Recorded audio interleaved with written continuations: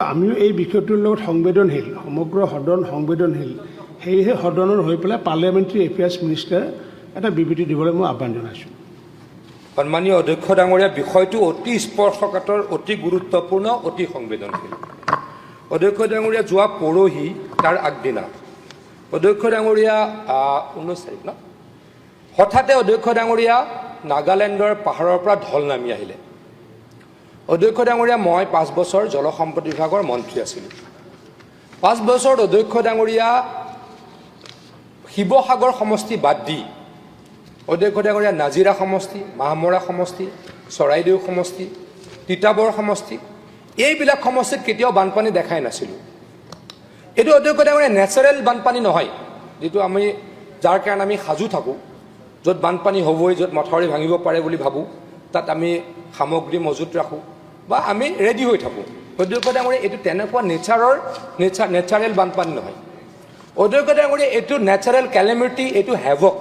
অধ্যক্ষ ডাঙৰীয়া, ৱাটাৰ ৰিচোৰ্চৰ মথাউৰি 3টা বা 4টাহে ভাঙিছে। এই প্ৰচণ্ড নেচাৰেল কেলেমিটিত, প্ৰাকৃতিক দুৰ্যোগত মথাউৰি ভাঙা নাই অধ্যক্ষ ডাঙৰীয়া। কি হৈছে, অধ্যক্ষ ডাঙৰীয়া অভাৰটপ হৈছে। মথাউৰি 3 মিটাৰ, 4 মিটাৰ, 5 মিটাৰ ওপৰলৈকে পানী গৈছে। অধ্যক্ষ ডাঙৰীয়া, এই যেতিয়া হঠাৎ বানপানী হ'ল, বানপানী আচলতে প্ৰাকৃতিক দুৰ্যোগ, প্ৰবল বানপানী হ'ল, কোনো সাজু থাকে নাছিলে অধ্যক্ষ ডাঙৰীয়া। মই কৈছোঁ অধ্যক্ষ ডাঙৰীয়া, যোৱা 60 বছৰ কেতিয়াও হোৱাই নাই, কোন সাজু হৈ থাকিব? নেচাৰেলি ইমান বানপানী তাত নহয়, কোন সাজু হৈ থাকিব? অধ্যক্ষ ডাঙৰীয়া, বলবলাত যেতিয়া প্ৰায় 400 মানুহ মৰিছিল, কোনোবা সাজু হৈ আছিল নেকি? আমাৰ গোৱালপাৰা বিধায়কসকল ইয়াত আছে। অধ্যক্ষ ডাঙৰীয়া, মোৰ তাতে যোৱাৰ সুযোগ পাইছিলোঁ, মই অত্যন্ত কষ্ট পাইছিলোঁ গৈ, কিন্তু যোৱাৰ মোৰ সুযোগ পাইছিলোঁ মানুহৰ অৱস্থা দেখি। অধ্যক্ষ ডাঙৰীয়া, একে ৰাতিত 400-500 মানুহ মৰিছিল, একে ৰাতিত হঠাৎ 400-500, আৰু তাততো আৰু ভয়াৱহ আছিল। এতিয়াতো 3 দিন ধৰি পানী কমপ্লিট যোৱা নাই, সেইটো তাতে 4-5 ঘণ্টা আছিল, যদি মোৰ ভুল হোৱা নাই। গোৱালপাৰা বিধায়ক ডাঙৰীয়া হয়নে? 4-5 ঘণ্টাই পানী আছিল, একে মানুহ অধ্যক্ষ ডাঙৰীয়া উটাই লৈ গুচি গৈছিল। গতিকে অধ্যক্ষ ডাঙৰীয়া, তাৰ পুনৰাবৃত্তি এইবাৰ এই আমাৰ শিৱসাগৰ, চৰাইদেউ আৰু যোৰহাটৰ অভূতপূৰ্ব বানপানী।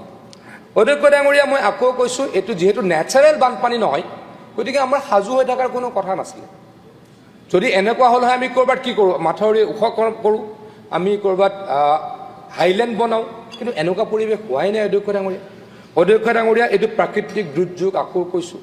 মাননীয় মুখ্যমন্ত্ৰী ডাঙৰীয়াই গম পায়েই লগত জলসম্পদ মন্ত্ৰী সুশান্ত বৰগোহাঁই, ৰেভিনিউ মিনিষ্টাৰ কেশৱ মহন্ত ডাঙৰীয়া, আমাৰ শিৱসাগৰৰ গ্ৰেজেণ্ট মিনিষ্টাৰ বিমল বৰা ডাঙৰীয়া, যোৰহাটৰ গ্ৰেজেণ্ট মিনিষ্টাৰ সন্মানীয়া অজন্তা নেওগ ডাঙৰীয়াক তৎকালে নিৰ্দেশ দিলে তাত গৈ উপস্থিত হ'বলৈ। অধ্যক্ষ ডাঙৰীয়া, মই দৃঢ়তাৰে ক'ব পাৰোঁ, ছেম ডে আবেলি 3-4 ঘণ্টাৰ ভিতৰত সকলো তাতে উপস্থিত হৈছে। অধ্যক্ষ ডাঙৰীয়া, এটা কথাটো মই আকৌ কৈছোঁ, বলবলাৰ ইনচিডেণ্টটো কংগ্ৰেছৰ বিধায়কসকলে আমাতকৈ বেছি জানিব, কাৰণ তেখেতলোক এই অঞ্চলৰে মেক্সিমাম। হঠাৎ অধ্যক্ষ ডাঙৰীয়া, তাতো হৈছে এটা কি আছিল, তাত 4-5 ঘণ্টাই পানী আছিলে, কিন্তু ইয়াত অধ্যক্ষ ডাঙৰীয়া পানী লাহে লাহে ওলাই গৈ আছে। অধ্যক্ষ ডাঙৰীয়া, উদ্ধাৰ অভিযান তৎকালীনভাৱে কৰা হৈছে। নেক্সট ডেৰ পৰাই 20 তাৰিখৰ পৰাই তাতে 3-4খন হেলিকপ্টাৰে মানুহ ৰেস্কিউ কৰিবলৈকে চেষ্টা কৰিছে। ক'ৰবাত অধ্যক্ষ ডাঙৰীয়া, হয়, মই অস্বীকাৰ একদম নকৰোঁ, দুৰ্গতসকলৰ লগত ৰাজনীতি কৰাটো নাযায়, অস্বীকাৰ একেবাৰে নকৰোঁ, কাৰণ মই প্ৰত্যেকজন বিধায়কৰ লগত কথা পাতি আছোঁ। কিছুমান জেগাত গৈ ৰিচ কৰিব পৰা নাই, কিন্তু এই এতিয়ালৈকে বৰ্তমান ৰিচ হৈ গৈছে, পানী খাদ্য সকলোতে পাইছে। অধ্যক্ষ ডাঙৰীয়া, এনেকুৱা কথা হৈ আছে, মানুহ বহুতো মিচিং হৈ আছে। একচুৱেল এতিয়ালৈকে সংখ্যাটো ওলোৱা নাই, কাৰণ বানপানীৰ পাছতহে ওলাব পাৰিব। কিন্তু অধ্যক্ষ ডাঙৰীয়া, মই অস্বীকাৰ একদমেই নকৰোঁ, ৰাজনীতিৰ কথা একদমেই নকৰোঁ। এইটো আননেচাৰেল এটা বানপানী, আৰু অসমত বহুত দিনৰ পাছত হৈছে। মোৰ বোধেৰে বলবলাৰ পাছত এইটো ইনচিডেণ্ট হৈছে। গতিকে অধ্যক্ষ ডাঙৰীয়া, মুখ্যমন্ত্ৰী ডাঙৰীয়া অতি সচেতন। কালি আবেলিয়ে মুখ্যমন্ত্ৰী ডাঙৰীয়া গুৱাহাটীলৈকে আহিয়ে তেখেতে বাই ৰোড তেখেতে আপাৰ আছামলৈকে গৈছে। এই মুহূৰ্তত চাগে তেখেতে যোৰহাট বা শিৱসাগৰৰ কোনোবা জেগাত বাহৰ পাতিছে বা পৰ্যবেক্ষণ কৰিছে। অধ্যক্ষ ডাঙৰীয়া, আমি মুখ্যমন্ত্ৰী ডাঙৰীয়া আমাক নিৰ্দেশ দিলে যে সকলো আমাৰ সেই অঞ্চলৰ সকলো বিধায়কক যাতে এনি টাইম 24 hours 24x7 দুৰ্গতসকলক সহায় কৰাৰ কাৰণে লাগিব লাগে। আৰু তেখেতলোকক আমাৰ ফালৰ পৰা ক'লোঁ যে বিধানসভালৈকে তেওঁলোক আহিব নালাগে। অধ্যক্ষ ডাঙৰীয়া, আজি যোৰহাট, শিৱসাগৰ আৰু চৰাইদেউৰ এগৰাকী বিধায়ক ইয়াতে অহা নাই গতিকে অধ্যক্ষ ডাঙৰীয়া আমি অত্যন্ত চিৰিয়াছ এই কথাটো অত্যন্ত চিৰিয়াছ অধ্যক্ষ ডাঙৰীয়া ইয়াতকৈ কি আলোচনা কৰিব লগা আছে এইটো আননেচাৰেল এটা হেভক এইটো অধ্যক্ষ ডাঙৰীয়া প্ৰাকৃতিক দুৰ্যোগ মই আকৌ কৈছোঁ যদি এইটো যদি 3 ফুট 3 মিটাৰ তলত মথাউৰি যদি 3 মিটাৰ তলত পানী থাকিলে হয় বা নৰ্মেল ৰুটেৰে যদি বানপানী হ'ল হয় তেতিয়া চৰকাৰৰ ক'ৰবাত নহয় ক'ৰবাত দুখ থাকিলে বুলি মই ক'লোঁ হয় ৱাটাৰ ৰিচোৰ্চ ডিপাৰ্টমেণ্টে মোক নকৰিলে তমুক নকৰিলে ক'ব পৰা যায় অধ্যক্ষ ডাঙৰীয়া কিন্তু অধ্যক্ষ ডাঙৰীয়া এইটো আপুনি চাওক পাহাৰৰ যিকেইটা চেনেল নদীৰ পৰা পানী অহা নাই যেনিয়ে তেনিয়ে পানী আহিছে তেনিয়ে পানী আহিছে তাত চৰকাৰে কি কৰিব অধ্যক্ষ ডাঙৰীয়া নদীখিনিত আমি আকৌ কৈছোঁ নদী সুৰক্ষা কৰিব লাগে মথাউৰি দি আমি তেনেকৈ আমি বানপানী সুৰক্ষা কৰোঁ কিন্তু য'ত নদী নাই সেইদিনাখন আমাৰ জোনাইটো ছেম হৈছিল অধ্যক্ষ ডাঙৰীয়া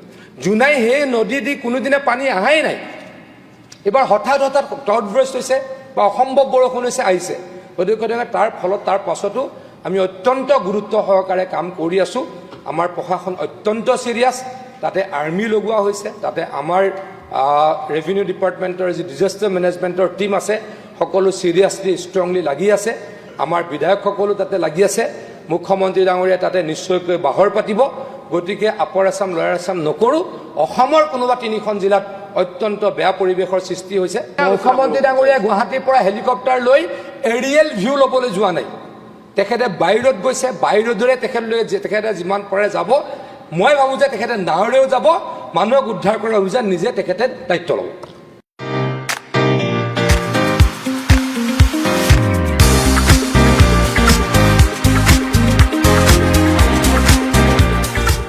Flat for sale. 3 BHK flat available in first and second floor at Pragya Residency. Ready to move. Beltola Bhetapara Road, Sanjuki Bailen. For enquiry, please contact 8822 431840 700 2464 Office address Pragya Associates, house number 64, first floor, Shantipot, Bortila, Borbari VIP Road near Pratiksha Hospital, Guwahati 781036. স্বাস্থ্য সেৱাত এটা ভাল চাকৰি আৰু ভৱিষ্যত গঢ়িব বিচাৰিছে স্বাগতম পিউছ গ্ৰুপ অফ ইনষ্টিটিউচনলৈ যি শ্ৰীমন্ত শংকৰদেৱা ইউনিভাৰ্চিটি গুৱাহাটীৰ সৈতে সংযুক্ত 2003 চনৰ পৰা ফিজিঅথেৰাপি নাৰ্ছিং আৰু পেৰামেডিকেল ছায়েন্সৰ ক্ষেত্ৰত অগ্ৰণী শিক্ষা প্ৰতিষ্ঠান হিচাপে পৰিচিত পাঠ্যক্ৰমসমূহ ক্ৰমে BMLS, B Optometry, BPT, MPT, MSc Nursing, BSc Nursing, Post Basic, BSc Nursing, GNM, ANM আৰু বহুতো যোগ্যতা বিজ্ঞান বা কলা শাখাত উচ্চ মাধ্যমিক পৰীক্ষাত উত্তীৰ্ণ হোৱাটো বাঞ্ছনীয় ভিজিট কৰক www.cpmsc.com অথবা যোগাযোগ কৰক 8811099994 8011311224 Build a bright career in healthcare. Are you looking for a strong career in healthcare sector? Welcome to Pius Groups of Institutions affiliated with Srimanta Sankardeva University of Health Sciences, Guwahati. Since 2003, we have been a trusted name in physiotherapy, nursing and paramedical education. We offer courses like BMLS, B Optometry, BPT, MPT, BSc Nursing, MSc Nursing, GNM and ANM. Eligibility: higher secondary pass in science or arts stream. Visit www.cpmsc.com. Call 8811099994 or 8011312247. Pius Groups of Institutions. Build your healthcare career today.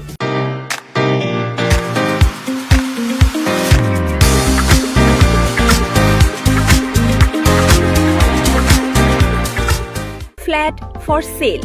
3 BHK flat available in first and second floor at Pragya Residency. Ready to move. Beltola Bhetapara Road, Sanjuki Bailen.